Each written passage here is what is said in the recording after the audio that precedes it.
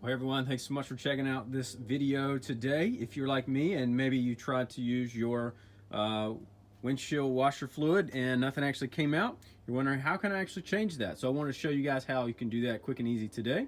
If you're looking at your vehicle's engine, it's usually going to be over here somewhere in on your passenger side. You're actually looking for this type of icon. This is your washer fluid, and it actually says it right here on this cap. So what you're going to do is just kind of pop that cap off.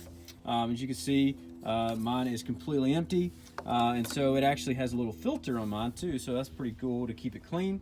But what you're going to do is just grab your windshield washer fluid. So this is actually what I'm using today, Rain-X 2-in-1 all season. I'm actually going to try to do this with one hand, but you're just going to pour that in. Mine actually has a filter on it, so it's going to be filtering as I pour, so I can't pour it all at one time. But you want to make sure you go ahead and fill that up as much as possible so you can get the most amount in there. So after you've filled your tube up with washer fluid, you can actually just close that cap and it'll pop on there. Make sure it's tight and secure, so you should be good to go. If this was helpful, then you can actually leave a like and even subscribe to the channel for more videos like this. If you have any questions, you can put them down in the comments and I'd love to help you out as well. Hope you have a great day.